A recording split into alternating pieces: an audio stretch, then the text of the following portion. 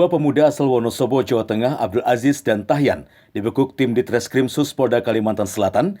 Keduanya ditangkap karena membobol server agen pulsa di Playahari, Kabupaten Tanah Laut. Akibat ulah kedua pelaku, korban kehilangan pulsa dagangannya senilai 50 juta rupiah. Pembobolan server ini dilakukan kedua pelaku dengan menggunakan aplikasi Android DigiPos.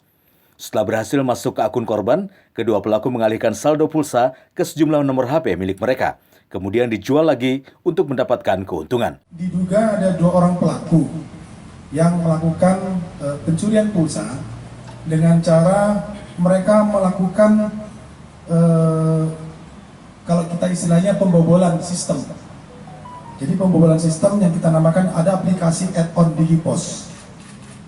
Dia masuk kemudian melakukan perubahan-perubahan dan mereka juga membuat aplikasi sendiri sehingga yang ada di DigiPos ini beralih pulsa kepada beberapa handphone yang telah disediakan.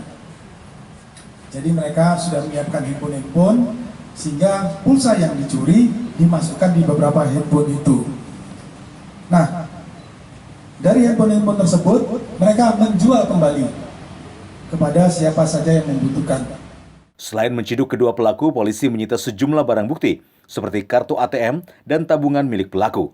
60 kartu perdana, 1 unit komputer, 1 unit modem, 1 unit handphone, serta buku transaksi penjualan pulsa, serta uang tunai 74 juta rupiah yang diduga hasil kejahatan keduanya.